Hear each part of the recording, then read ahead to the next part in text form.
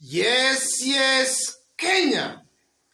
Tamu sana, tamu sana, tamu sana, is tamu sana. Earlier today, or rather some few hours ago, Mizani Africa, a research firm, released its poll finding as to who is the most preferred presidential candidate, assuming an election was done in Nairobi today. And in this poll, ladies and gentlemen, I want us to have a look at the results, after which, as usual, we are going to dissect them to see exactly what they mean politically. So if in case you've just bumped here for the very first time, subscribe, give this video a like. Thank you, God bless you, God bless Kenya. Mizani Africa, Nairobi preferred presidential candidates, Raila Odinga, 42.1%, William Ruto, 31.4%, Musalia Mudavadi, 3.4%, Kalonzo Musyoka, 2.5%, others, 3.2%, Undecided, 18.3%. What does this mean politically? Let's start with the undecided. You are seeing a very big percentage of 18.3% are still undecided. And in my considered opinion, these are the people who have not yet decided who they will vote for.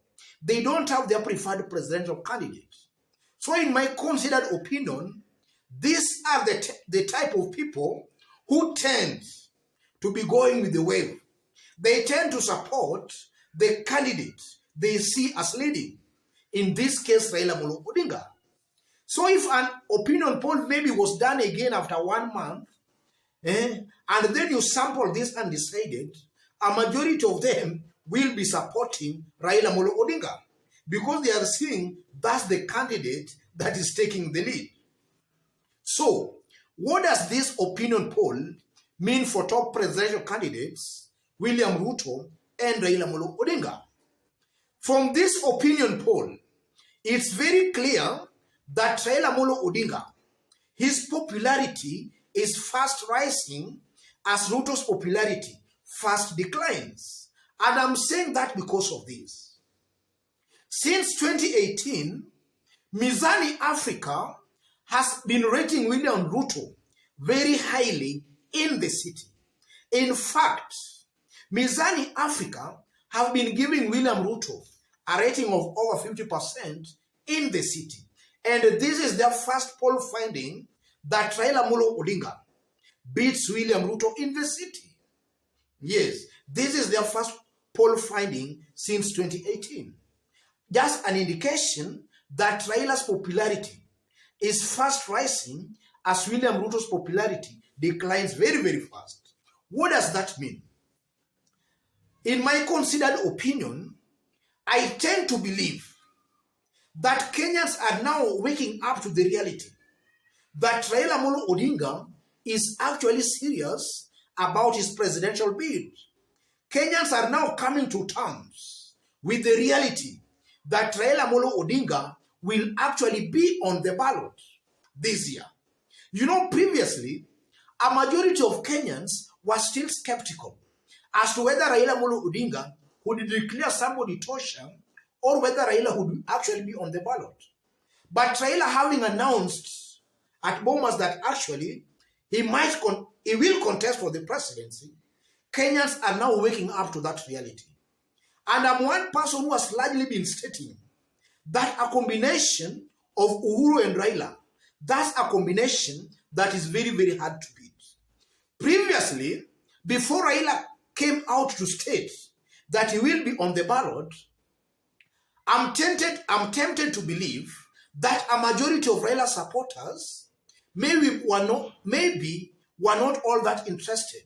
In fact, maybe a majority of them were still undecided as to who they might vote for.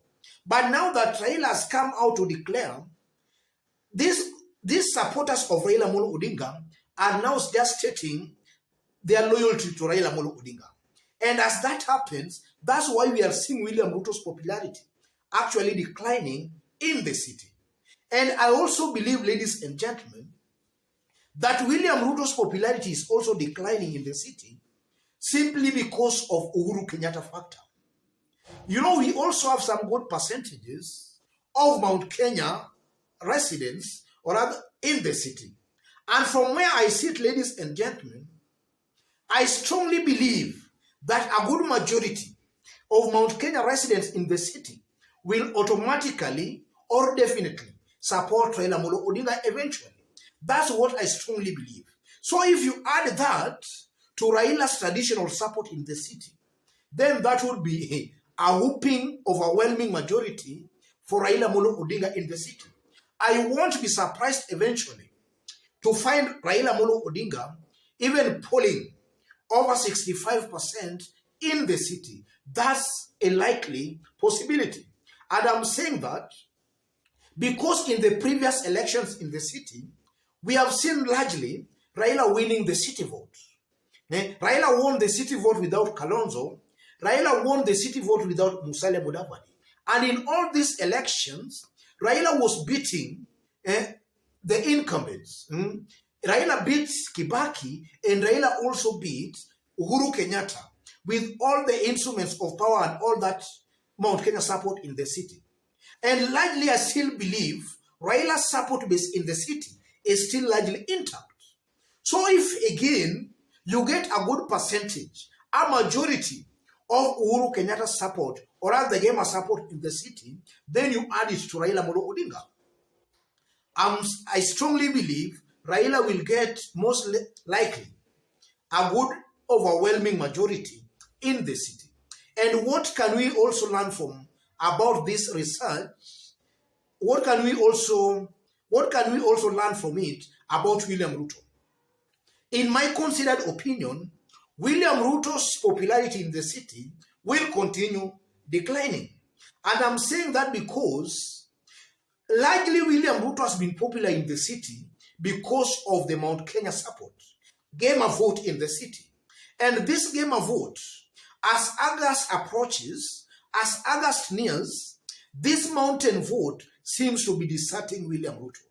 So it's a given fact again that assuming another poll was to be done in the city with the same research firm, most definitely we might even find William Ruto's popularity in the 20s. That's a given fact.